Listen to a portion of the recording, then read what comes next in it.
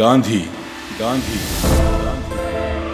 ہندو رہنماؤں میں سب سے زیادہ بااثر سمجھے جاتے تھے۔ مئی 1944 میں خرابی صحت کی بنیاد پر حکومت نے ان کو رہا کر دیا۔ رہائی کے فوراً بعد گاندھی جی نے خواہش ظاہر کی کہ وہ مسلمانوں کے مطالبات اور انگریزوں کے ہندوستان سے چلے جانے کے بعد پیدا ہونے والی ممکنہ صورتحال پر جناح صاحب سے مذاکرات کرنا چاہتے ہیں۔ جناح صاحب یہ تجویز مان گئے اور اس طرح دونوں رہنماؤں کے درمیان 9 سے 27 ستمبر تک بمبئی میں جناح صاحب کی رہائش گاہ پر مذاکرات کے کئی دور ہوئے۔ محمد علی جناح نے قرارداد پاکستان کو بنیاد بنایا اور اسی کی روشنی میں مطالبہ پاکستان کی وضاحت کی۔ گاندھی جی کا کہنا تھا کہ کانگریس اور مسلم لیگ متحد ہو کر انگریزوں سے آزادی حاصل کر لیں اور پاکستان کا معاملہ بعد میں طے کر لیا جائے۔ جناح صاحب کا کہنا تھا کہ انگریزوں کو ہندوستان چھوڑنے سے پہلے ہندوستان کی تقسیم کا مسئلہ حل کرنا چاہیے۔ نتیجتاً یہ مذاکرات ناکام رہے۔ دوسری جنگ عظیم اگست 1945 میں ختم ہو گئی۔ اس جنگ میں برطانیہ فوجی لحاظ سے فاتح کے طور پر ابھرا، لیکن اس کی معیشت دیوالیہ ہو چکی تھی اور طاقت کمزور پڑ گئی تھی۔ نئی برطانوی حکومت نے اس خواہش کا اظہار کیا کہ ہندوستان کی حکومت ہندوستانیوں کے سپرد کر دی جائے اور اس میں غیر ضروری تاخیر نہ کی جائے۔ وائسرائے لارڈ ویول نے پہلے ہی یہ اعلان کر دیا تھا کہ وہ ایک ایسی مجلس انتظامیہ یعنی ایگزیکٹو کونسل قائم کرنا چاہتے ہیں جو عبوری حکومت کے طور پر کام کرے گی۔ ڈیفنس ممبر اور وائسرائے کے علاوہ یہ کونسل مکمل طور پر ہندوستانی نمائندگان پر مشتمل ہوگی۔ ہندوؤں اور مسلمانوں کو کونسل میں برابری کی بنیاد پر نمائندگی دی جائے گی۔ اس کونسل کی ساخت کیسی ہوگی اور انتقال اقتدار کا پروگرام کیا ہوگا، ان مسائل پر بحث کرنے کے لیے وائسرائے نے اہم ہندوستانی قائدین سے ملاقات کا پروگرام بنایا اور جون 1945 میں شملہ کے مقام پر ایک کانفرنس منعقد کی۔ مسلم لیگ کے وفد کی قیادت خود محمد علی جناح صاحب نے کی۔ کانگریسی وفد میں کچھ مسلمان بھی شامل تھے۔ کانگریس کا دعویٰ تھا کہ وہ ایک قومی جماعت ہے اور ہندوستان میں تمام طبقات کی نمائندگی کرتی ہے، اس لیے اسے بھی مسلمان ممبر نامزد کرنے کا حق ہونا چاہیے۔ محمد علی جناح اس موقف سے اختلاف رکھتے تھے کیونکہ گزشتہ 2 سال کے دوران جتنے بھی ضمنی انتخابات ہوئے ان سب میں مسلم نشستوں پر صرف مسلم لیگ نے ہی کامیابی حاصل کی تھی۔ اس بنیاد پر جناح صاحب دعویٰ کرتے تھے کہ اب صرف مسلم لیگ ہی ایک ایسی جماعت ہے جسے ہندوستان کے مسلمانوں کی نمائندگی کا حق حاصل ہے۔ کانگریس کی ہٹ دھرمی کی وجہ سے کسی بات پر اتفاق رائے نہ ہو سکا۔ اس طرح 14 جولائی کو لارڈ ویول نے کانفرنس کی ناکامی کا اعلان کر دیا۔ 1945 سے 1946 کے موسم سرما میں ہندوستان میں وفاقی اور صوبائی اسمبلیوں کے انتخابات ہوئے۔ جہاں تک مسلمانوں کے لیے مختص نشستوں کا تعلق تھا، کانگریس کا یہ دعویٰ غلط ثابت ہو گیا کہ وہ مسلمانوں کی نمائندگی بھی کرتی ہے، کیونکہ مسلمان ووٹروں کی اکثریت نے مسلم لیگ کے حق میں ووٹ دیے۔ البتہ غیر مسلم نشستوں میں سے اکثر پر کانگریس کو کامیابی حاصل ہوئی۔ چونکہ مسلم لیگ نے ان انتخابات میں مطالبہ پاکستان کی بنیاد پر حصہ لیا تھا، اس لیے یہ سمجھا گیا کہ ہندوستان کے مسلمانوں کی واضح اکثریت نے آزاد مسلمان ریاست کے قیام کے بارے میں مسلم لیگ کے موقف کی تائید کر دی ہے۔ مسلمان ووٹرز کے تقریباً 90% ووٹ مسلم لیگ کو ملے۔ مسلم لیگ کی کامیابی نے لوگوں کو حیران کر دیا، کیونکہ مسلمانوں کے لیے مختص وفاقی مجلس قانون ساز کی تمام نشستوں اور صوبائی اسمبلیوں کی 495 میں سے 446 نشستوں پر جیت گئی۔ نہرو جی نے ان انتخابی نتائج کو تسلیم کرنے کی بجائے انہیں مذہبی جنون قرار دیا، لیکن یہ حقیقت ہے کہ ان انتخابات نے ہندوستان کو ہمیشہ کے لیے 2 قومی بنیاد پر مسلم انڈیا اور ہندو انڈیا میں تقسیم کر دیا۔ انتخابات کے بعد مسلم لیگ پنجاب اور صوبہ سرحد کے علاوہ مسلمان اکثریتی صوبوں یعنی صوبہ سندھ اور بنگال میں حکومتیں بنانے میں کامیاب ہو گئی۔ انتخابات میں شکست خوردہ مگر حکومت کے وفادار خضر حیات ٹیوانا نے سکھوں اور کانگریس کی مدد سے پنجاب میں حکومت بنا لی۔ صوبہ سرحد میں ڈاکٹر خان صاحب کی قیادت میں ہندو ارکان اسمبلی کے تعاون سے کانگریسی حکومت قائم ہوئی۔ دہلی میں 7 سے 9 اپریل 1946 تک آل انڈیا مسلم لیگ کے ٹکٹ پر منتخب ہونے والے نمائندگان کا کنونشن منعقد ہوا، جس میں مرکزی اور صوبائی اسمبلیوں کی تقریباً 500 منتخب اراکین نے شرکت کی۔ اس کنونشن میں ایک قرارداد منظور کی گئی جسے قرارداد دہلی کہا جاتا ہے۔ قرارداد دہلی میں مطالبہ کیا گیا کہ مسلم اکثریتی صوبوں کو ایک مکمل طور پر آزاد اور خود مختار ملک پاکستان کی حیثیت دی جائے۔ 1946 میں برطانوی حکومت نے کابینہ کے 3 سینئر اراکان لارڈ پیتھک لارنس، سر اسٹیفرڈ کریپس اور A.V. الیگزینڈر کو ہندوستان بھیجا۔ یہ آخری برطانوی کوشش تھی کہ کسی طرح ہندوستان کی سالمیت کو قائم رکھا جا سکے اور اسے تقسیم ہونے سے بچایا جا سکے۔ مشن کے ذمہ یہ مشکل کام لگایا گیا کہ وہ کانگریس اور مسلم لیگ کو کسی متفقہ فارمولے پر رضامند کر لے۔ کابینہ مشن کے ارکان نے جناح صاحب سمیت چوٹی کے ہندو اور مسلمان رہنماؤں سے ملاقاتیں کیں۔ مشن کے اراکان نے مسلم لیگ اور کانگریس کے رہنماؤں کو جتنی پیشکشیں کیں ان کو یکے بعد دیگرے ٹھکرا دیا گیا۔ ہندوستانی قیادت سے مذاکرات میں ناکامی کے بعد 16 مئی 1946 کو کابینہ مشن نے اپنی تجاویز اس دعوے کے ساتھ پیش کی کہ ان کو قبول کرنے کی صورت میں مسلمانوں اور دیگر اقلیتوں کے مطالبات کو ضروری آئینی ضمانتیں بھی حاصل ہو جائیں گی اور ہندوستان کی وحدت بھی برقرار رہ سکے گی۔ نیز یہ بھی کہا گیا کہ یہ تجاویز حتمی ہیں اور ان میں ترمیم کی کوئی گنجائش نہیں ہے، انہیں پورے طور پر قبول یا پورے طور پر مسترد کرنا ہوگا۔ کابینہ مشن کی تجاویز کا خلاصہ یہ تھا: آل انڈیا یونین کا قیام، برطانوی ہند اور شاہی ریاستوں پر مشتمل ایک یونین قائم کی جائے گی جسے امور خارجہ، دفاع اور مواصلات پر کنٹرول ہوگا۔ مرکز کو ٹیکس لگانے کا اختیار حاصل ہوگا۔ یونین کی اپنی پارلیمنٹ اور انتظامیہ ہوگی۔ صوبوں کو 3 گروپس میں تقسیم کیا گیا۔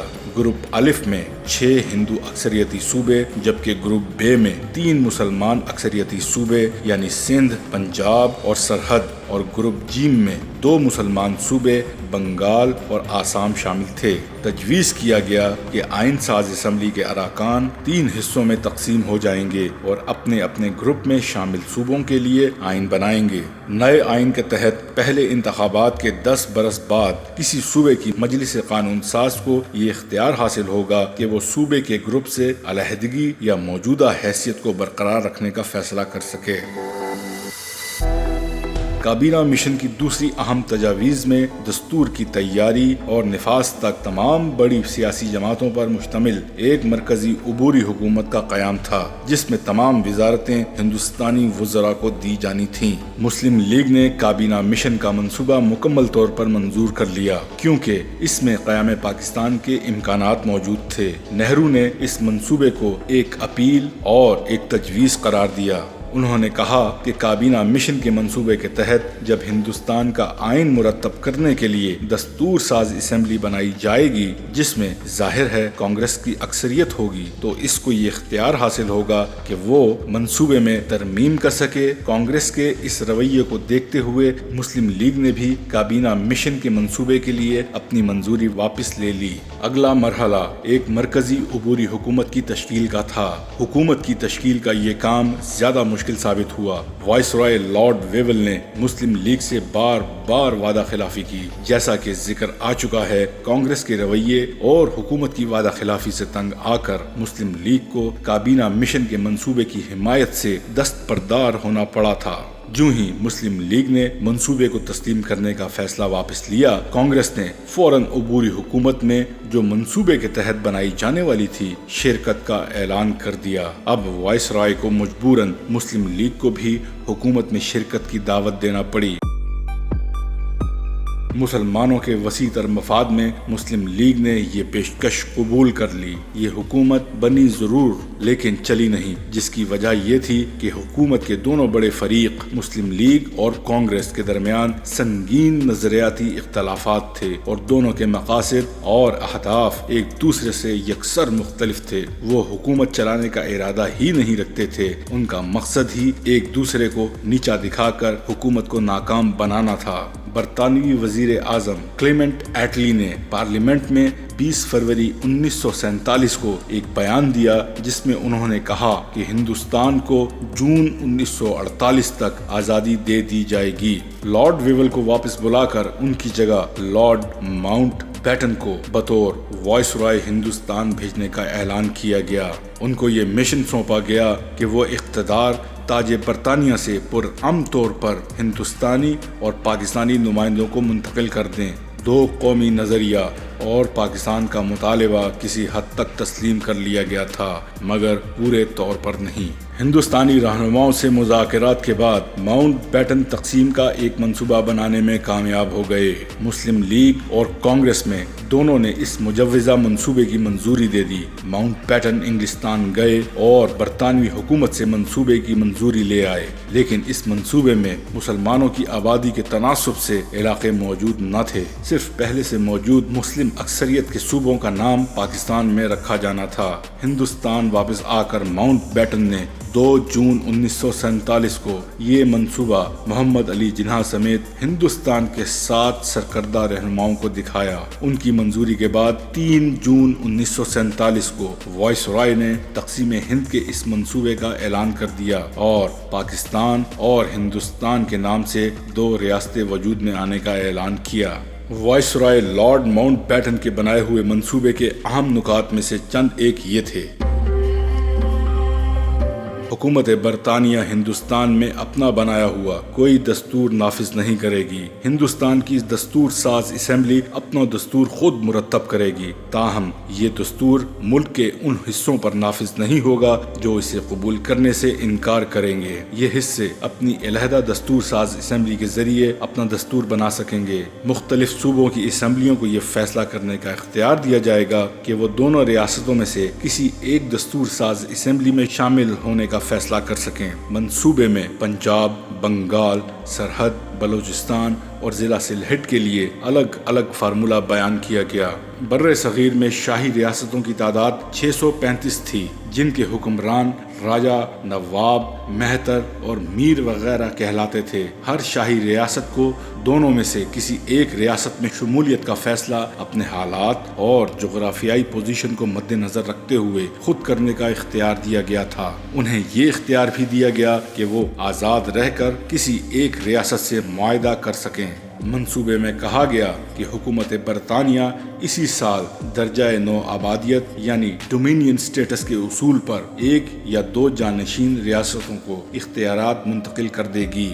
غیر مسلم اکثریت کے صوبے ہندوستان کہلائے اور انڈیا کا حصہ بن گئے۔ پنجاب اور بنگال 2 ایسے صوبے تھے جن میں مسلم اکثریت کے وسیع علاقے تھے اور ہندو علاقے بھی کسی حد تک موجود تھے۔ 3 جون 1947 کے منصوبے کے تحت صوبوں کو اسمبلیوں کے مسلم اور غیر مسلم ارکان کے الگ الگ اجلاس ہوئے، جن میں غیر مسلم ارکان نے اپنے اپنے صوبے کی تقسیم کے حق میں فیصلہ دیا۔ حد بندی کے لیے 2 الگ الگ کمیشن مقرر کیے گئے۔ برطانوی حکومت کے ایک وکیل سرل ریڈ کلف کو کمیشن کا مشترکہ سربراہ مقرر کیا گیا۔ ریڈ کلف کی مدد کے لیے کانگریس اور مسلم لیگ نے دو افراد کو نامزد کیا۔ صوبوں کی ہندو اور مسلم اکثریت کی بنیاد پر تقسیم ہوئی، تاہم ماؤنٹ بیٹن کے دباؤ ڈالنے پر ریڈ کلف نے اپنے فیصلے یعنی ریڈ کلف ایوارڈ میں بہت سے ایسے ضلع بلکہ تحصیل کی حد تک کے علاقے جن پر پاکستان کا حق تھا انڈیا کا حصہ بنا دیے۔